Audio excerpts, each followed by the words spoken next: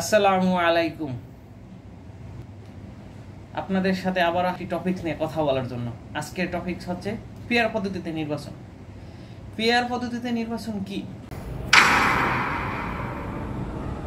PR পদ্ধতিতে নির্বাচন হচ্ছে একটি দলকে সরাসরি ভোট দেওয়া। যেমন আপনি সরাসরি বিএনপিকে ভোট দিবেন, কোনো এমপিকে না, বা বিএনপির কোনো নেতাকে নয়, সরাসরি দলকে ভোট দিবেন। এই দল মোট কত পার্সেন্ট ভোট পাইছে, টোটাল ভোটের মধ্যে কত পার্সেন্ট ভোট পাইছে, সেই অনুসারে আসন বন্টন করা হবে। ধরেন আপনি 50% ভোট পাইছেন, তার মানে বাংলাদেশে 300টা আসন, 300-র মধ্যে 50% 150টা হয়, 20% কত হয়? 60টি। এই অনুসারে অর্থাৎ অনুপাত অনুসারে বন্টন করাটাই হচ্ছে পিআর পদ্ধতি নির্বাচন। বর্তমানে জামাত, এনসিপি এবং চরমনায়ের দল সহ বেশ কিছু ছোট ছোট দল পিআর পদ্ধতি নির্বাচন চায়। কেন চায়? কারণ তারা বর্তমান প্রক্রিয়ায় আসন ভিত্তিক যেভাবে নির্বাচন হচ্ছে, এই প্রক্রিয়ায় তারা কখনোই আসন ভিত্তিকে জিতে আসতে পারে না, বিগত বছর পারেও নাই। জামাত 2-3-4টা আসন পেয়ে থাকে। যেমন এবার নির্বাচন হলে হয়তোবা জামাত একটু বেশি আসন পেতে পারে, 30 থেকে 40টা। তো এতে তো তাদের হচ্ছে না। তো পিআর পদ্ধতি নির্বাচন করলে তাদের দেখা গেছে কোনো কোনো আসনে অনেক ভোট পাবে, সেই ভোট যোগ করে তারা পার্সেন্টেজে আগে থাকবে, তখন তারা আসনও বেশি পাবে।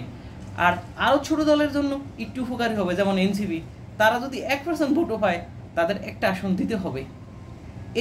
এই জন্য তারা পিআর পদ্ধতি নির্বাচন চায়। আর নাহলে ইন্ডিভিজুয়ালি আলাদা আলাদা নির্বাচন হলে তারা কোনো আসনে জিততে পারবে না, এটা তারা ভালো করেই জানে। সারা বাংলাদেশে এরা 5টা, 20টা, 30টা, 50টা ভোট পায়, 1% ভোট যদি হয় তাহলে তো তারা একটা আসনও পাবে, তাহলেও তারা সংসদে যেতে পারবে। তো পিআর পদ্ধতির আরও কিছু উপকারিতাও আছে। যেমন পিআর পদ্ধতিতে যদি নির্বাচন হয় তাহলে অন্যান্য দলগুলো একত্রিত হয়ে যারা জয়ী হয়ে সংসদে যাবে তাদের বিরুদ্ধে অনাস্থা ভোট দিয়ে সংসদ ভেঙে দিতে পারবে। আবার বাংলাদেশের প্রেক্ষাপটে কিছু অপকারিতাও রয়েছে। এর মধ্যে হয়েছে বাংলাদেশের মানুষের মন ক্ষণে ক্ষণে বদলায়। এই কারণে তারা পান থেকে চুন খসলে অনাস্থা ভোট দেওয়ার চেষ্টা করবে এবং বছরে 4 বার নির্বাচন করার চেষ্টা করবে। বিএনপি কেন পিআর পদ্ধতি চায় না?